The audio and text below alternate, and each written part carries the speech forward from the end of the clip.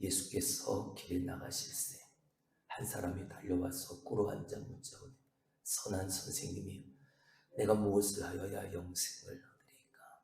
예수께서 이르시되 네가 어찌하여 나를 선하다 일컫느냐? 하나님 한 분 외에는 선한 이가 없느니라. 네가 계명을 하다니 살인하지 말라, 간음하지 말라, 도둑질하지 말라, 거짓 증언하지 말라, 속여 빼앗지 말라, 내 부모를 공경하라 하였느니라.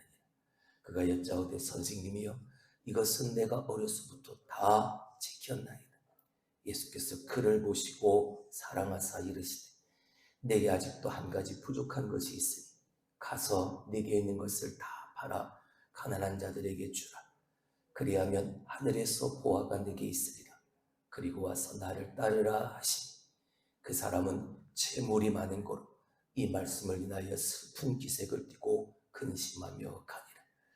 예수께서 둘러보시고 제자들에게 이르시되 재물이 있는 자는 하나님의 나라에 들어가기가 심히 어렵도다 하시니 제자들이 그 말씀에 놀라는지라. 예수께서 다시 대답하여 이르시되 얘들아 하나님의 나라에 들어가기가 얼마나 어려운지 낙타가 바늘기로 나가는 것이 부자가 하나님의 나라에 들어가는 것보다 쉬우니라 하시니 제자들이 매우 놀라 서로 말하되 그런즉 누가 구원을 얻을 수 있는가 하니 예수께서 그들을 보시며 이르시되 사람으로는 할 수 없으되 하나님으로는 그렇게 하니 그렇지 아니하니 하나님으로서는 다 하실 수 있느니라. 베드로가 여짜와 이르되 보소서 우리가 모든 것을 버리고 주를 따랐나이다. 예수께서 이르시되 내가 진실로 너희에게 이르노니 나와 복음을 위하여 집이나 형제나 자매나 어머니나 아버지나 자식이나 전투를 벌인 자는 현세에 있어 집과 형제와 자매와 어머니와 자식과 전투를 100배나 받되 박해를 겸하여 받고 내세의 영생을 받지 못할 자가 없느니라. 그러나 먼저 된 자로서 나중되고 나중된 자로서 먼저 될 자가 많으니라. 아멘. 겨울이 되어지면 나무들은 자기가 가지고 있는 것을 다 버리고 그저 앙상한 가지만 가지고 있는 모습을 봅니다. 새벽이라 잘 보이지는 않으셨겠지만 여러분들이 교회를 들어오면서 좀 작은 정원이지만 정원에 있는 나무들을 보시면 이파리가 붙어있는 나무가 없죠. 모가나무도 무화과나무도 그리고 이쪽 끝에 있는 목련나무 그리고 포도나무도 겨울이 되면 잎이 다 떨어져요. 가을에 이미 열매들은 다 내어주고 이파리도 다 떨어지고 그저 앙상한 가지만을 남겨놓고 있죠. 마치 오늘 본문의 말씀이 우리에게 전해주는 그 의미처럼 내가 가지고 있는 소유가 전부가 아니다. 그게 최고가 아니다. 라는 것을 보여주던 말입니다. 저렇게 메마르고 앙상한 나뭇가지로 끝나는 게 아니에요. 봄이 되어지면 또 싹이 나고 이파리가 생기고 또 열매가 주렁주렁 달리게 되어집니다. 내가 가지고 있는 게 다 내어주었는데 그걸로 끝이 아니에요. 마치 그걸 우리에게 보여줘요. 하나님 나라의 백성으로 산다는 것, 저 겨울나무가 우리에게 보여주는 그 모습이어야 합니다. 주님이 오늘 그걸 가르쳐주고 있습니다. 길 위에서 벌어지는 일, 길 위에서 만나는 사람과의 사건, 오늘 읽게 되어진 이 부분이 이제 마지막 40일이 끝나고 나서 이제 우리가 또 상고해 볼 마지막 부분을 남겨두고 있지만 이제 길단락에서의 마지막 이야기가 시작이 되어지고 있습니다. 어떤 사람이 예수님을 찾아옵니다. 예수님을 찾아와서 선한 선생님이여 내가 어떻게 하여야 영생을 얻을 수 있습니까? 라고 묻습니다. 그저 말 그대로만 생각한다면 전혀 이상할 거가 없지. 선한 선생님, 제가 당신이 말한 대로 영생 거듭난 삶을 살기 위해 주님의 선한 선생님에게 물으려고 왔습니다. 어떻게 해야 내가 영생을 누릴 수 있겠습니까? 영생을 소유하고 영원한 삶을 살 수 있는 비결이 무엇인지를 선한 선생님에게 물으려고 나온 것이죠. 절대 그 말 자체로는 잘못된 게, 그릇된 게 없습니다. 이상한 게 없습니다. 근데 오늘 그의 말을 듣고 주님이 18절에 네가 어찌하여 나를 선하다 일컫느냐, 하나님 한 분 외에는 선한 이가 없느니라 라고 말씀을 하시죠. 주님은 그 마음을 가지고, 어떤 마음을 가지고 주님 앞에 나왔는지 주님은 다 아십니다. 그는 주님, 메시아, 구원자, 예수 그 앞에 나오게 하는, 그는 자기가 바라고 자기가 생각하는, 얻고 싶은 그 비밀을 알기 위해서 선한 선생님, 좋은 선생님, 사람들로부터 존경받는 그 위대한 선생님, 그 선한 선생님 앞에 지혜를 얻고자, 내가 바라는 것을 얻고자 나와 묻고 있는 것입니다. 주님은 그 의도를 분명히 하십니다. 네가 어찌하여 나를 선하다 하느냐. 선한 이는 오직 하나님 한 분뿐이신 걸 너는 알지 못하느냐. 그러니까 이 선한 선생님이란 이 말이 예수님 듣기에 좋으라고 이렇게 하는 말이요. 주님은 그 마음을 아십니다. 듣기 좋으라고 아부하는 말이라는, 그 마음속에 어떤 생각을 가지고 있는지, 어떤 의도를 가지고 있는지, 무엇 가지고 나오는지 다 아십니다. 그러면서 주님이 말씀하십니다. 네가 영생을 얻고 싶으냐? 그러면 율법을, 계명을 지켜라 라고 말씀을 하시죠. 자, 한번 보실까요? 19절. 네가 계명을 안 하니 살인하지 말라, 간음하지 말라, 도둑질하지 말라, 거짓 증언하지 말라, 속여 빼앗지 말라, 내 부모를 공경하라 하였느니라. 네가 영생을 얻고 싶어 나에게 왔느냐? 영생을 얻고 싶다면 계명을 지켜라. 네가 아는 것처럼. 자, 근데 여기서 주님이 계명을 지켜라라고 말씀을 하시면서 계명 하나하나를 말씀하시는데 없는 것 하나를 덧붙이셨죠. 무엇입니까? 속여 빼앗지 말라라는 것을 그 사람에게만 해당되어지는 이 이야기를 주님이 지금 하고 계신 겁니다. 이 이야기를 듣고 이 부자 청년이 주님에게 이렇게 말하는, 이건 내가 다 어려서부터 행한 겁니다. 왜? 조상 대대로 유대인의 전통에 의해서, 장로들의 전통에 의해서 그들은 하고 싶어도 하기 싫어도 어쩔 수 없이 어릴 때부터 이 계명들을 지켜야만, 내가 그 어릴 때부터 이 계명들을 다 지켰나요? 그리고 주님이 뭐라고 말씀하십니까? 그렇게 말하는 그를 사랑하시며 불쌍히 여기시고 큰 귀히 여기시며 네게 부족한 것 하나가 있다. 네가 가지고 있는 것을 다 팔아 가난한 사람들에게 주어라. 예수님은 적어도 외형적으로는 잘 살았다, 내가 의롭게 살았다, 내가 어릴 때부터 계명을 지키며 살았으니까 라고 말하는 그 사람에게 내게 부족한 것 하나가 있다. 내게 있는 것을 다 팔아라. 그리하면 내게 보화가 있으리라. 하늘의 보화가 있으리라. 그리고 와서 나를 따르라 하십니다.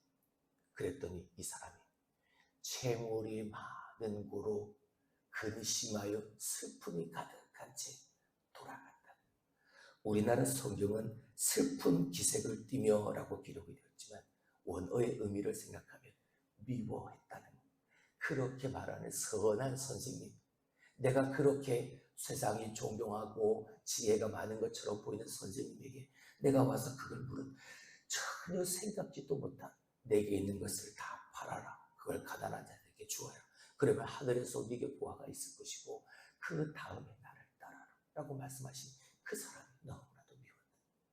슬픈 기색을 띠고 근심하며 돌아갔다. 자, 여기서 우리가 하나님이 주님께서 우리에게 말씀하시고자 하는 분명한 의도를 알아야 합니다.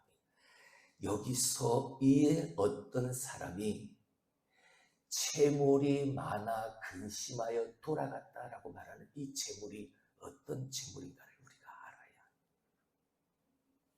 이 재물의 원어를 보면 크테마라는 단어가 쓰여졌습니다. 이 크테마라는 단어의 뜻은 토지입니다. 땅이에요. 그러니까 부동산을 말하는 겁니다. 유대인들은 율법을 지켜야 했습니다. 율법을 제대로 완전하게 지키는 삶을 살아야 했지. 네, 유대인으로서 율법을 잘 지키는, 제대로 지키는 사람은 결코 땅을 많이 소유할 수 없는 것입니다. 율법이, 계명이 그걸 정하여 놓았습니다. 레위기서 25장의 말씀을 보게 되어지면 땅을 영구히 매매하지 못하도록 하나님은 법으로 유대인들에게 명령하셨습니다. 땅을 영원히 사고 팔고 할 수가 없다.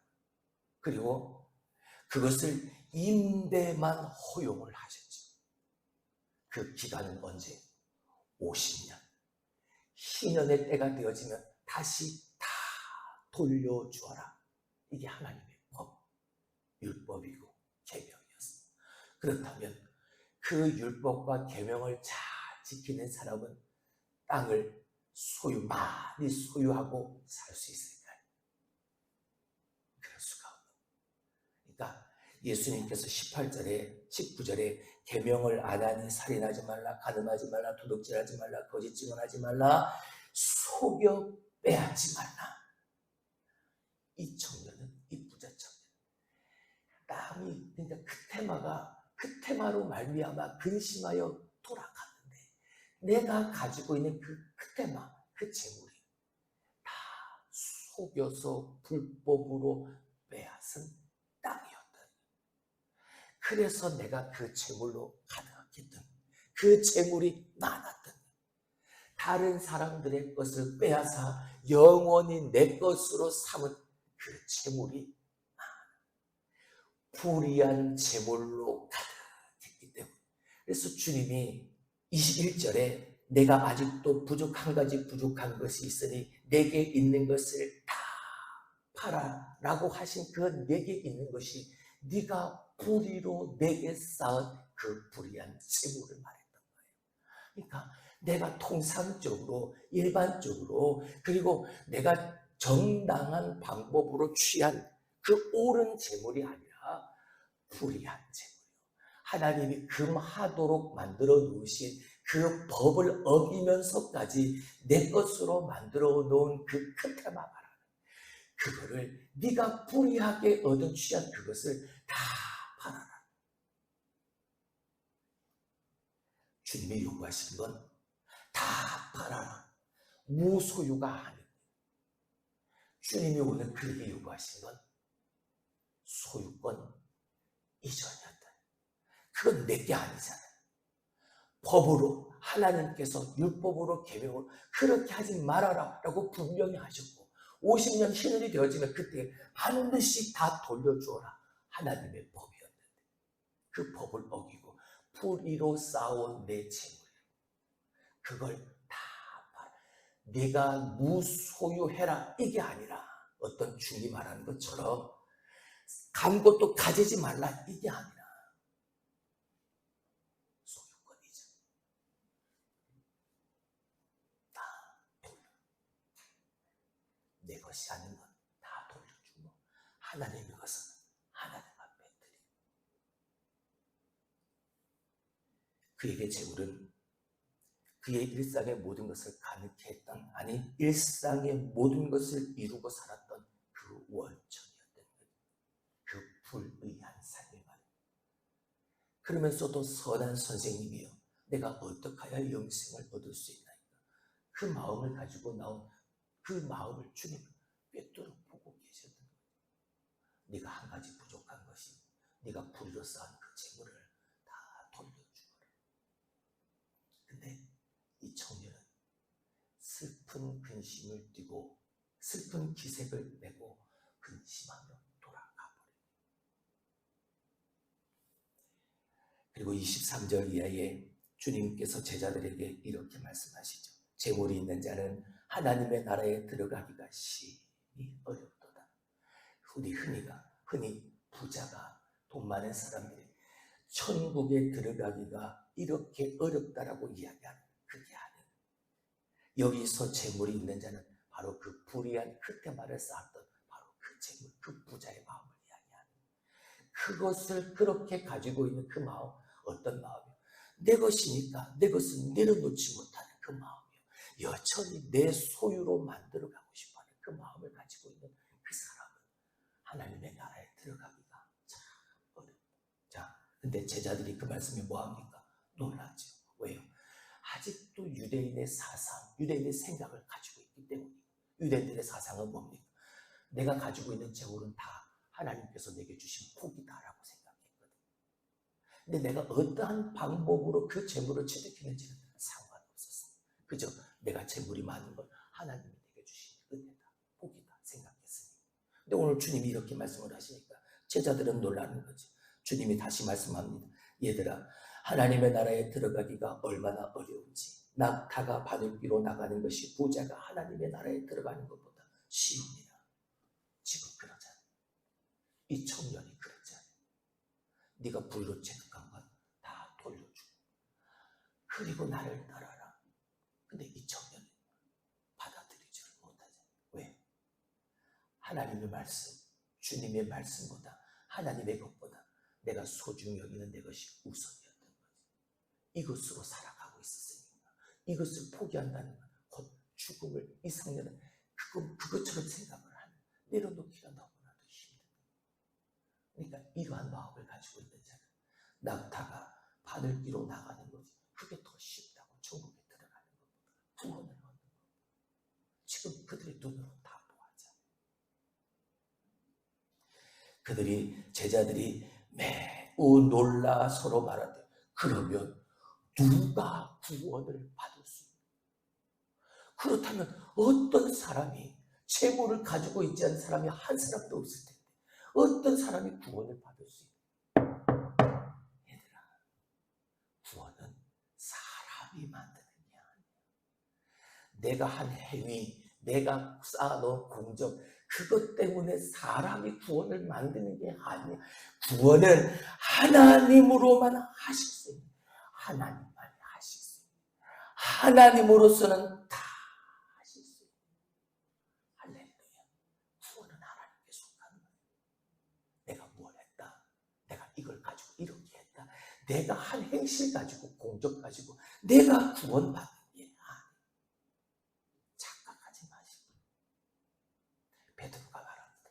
주님, 보소서 우리가 모든 것을 다 버리고 주를 따랐나이다.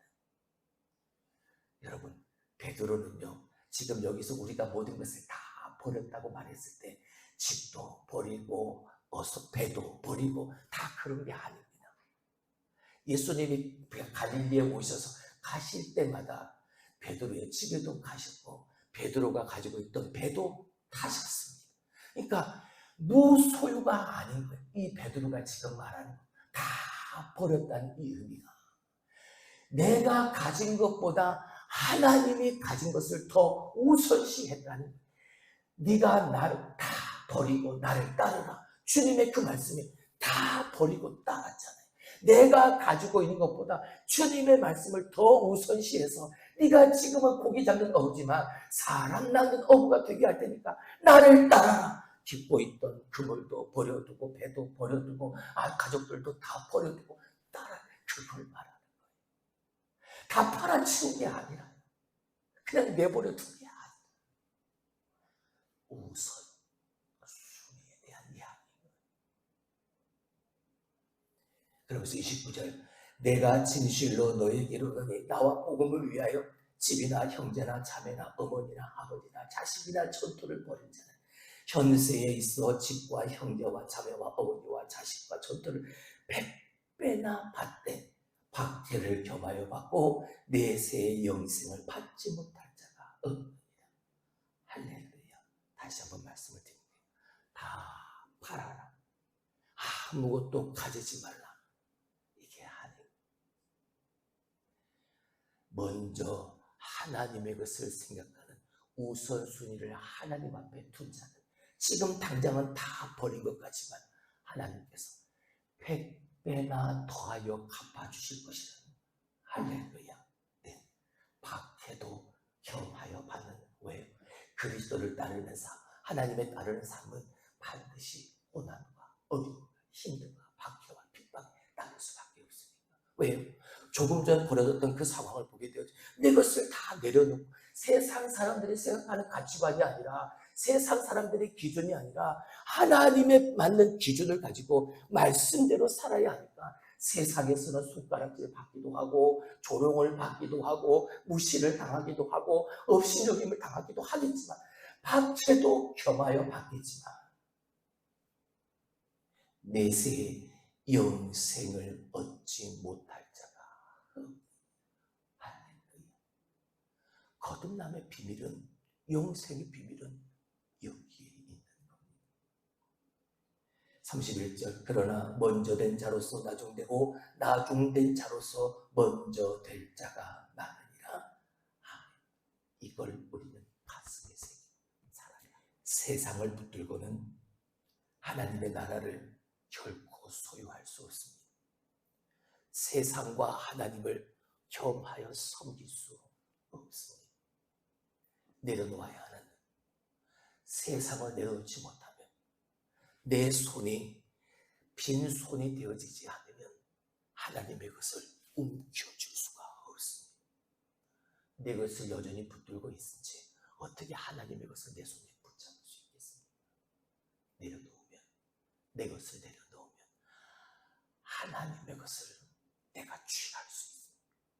근데 이게 어려운 거죠. 누가복음에 그 어려운 걸 해낸 사람이 있습니다. 누군가요? 삭개오잖아요. 그도 주님이 보고 싶었습니다.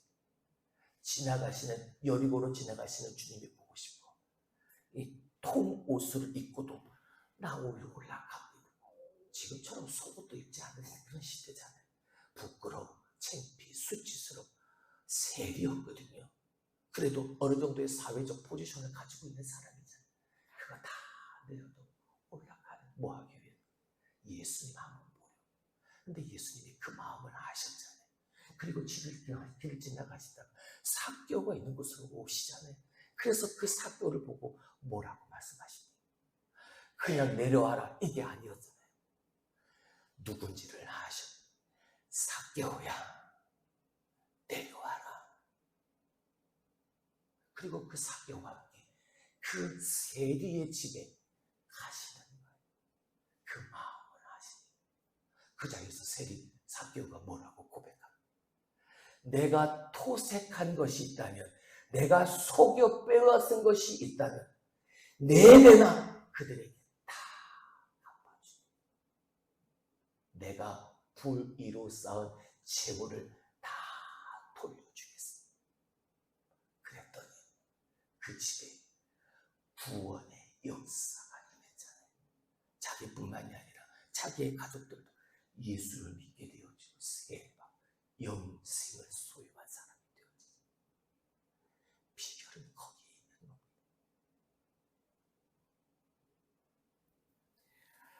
에리히 프롬이라는 사람이 쓴 소유나 존재냐라는 좀 어려운 책이 있습니다. 근데 그 사람이 분명히 말하는 건 이것 한 가지입니다. 소유적 삶의 방식을 살 것이냐, 아니면 존재적 삶의 방식을 살 것이냐, 내가 무엇을 가지고 사느냐, 어떤 소유물을 가지고 있느냐, 그것으로 삶을 살아갈 거냐, 아니면 내가 어떤 존재냐, 이것을 가지고 살아가는 삶을 살 거냐. 우리는 하나님의 백성입니다. 하나님의 백성으로서의 존재의식을 가지고 사는 삶을 살아야 합니다. 하나님의 백성으로서의 삶은 내 것이 아닌 하나님의 것을 먼저 구하는 삶이어야 하는. 다 버려라, 다 팔아라. 다시 한번 말씀하지만 무소유의 삶을 하나님이 말씀하신 게 아니에요. 네가 가지고 있는 소유권을 하나님으로 이전하라는, 네가 불로 쌓은 그 모든 재물들을 다 돌려주어라. 그대로 하나님의 말씀대로, 계명대로. 할렐루야. 그 존재적 삶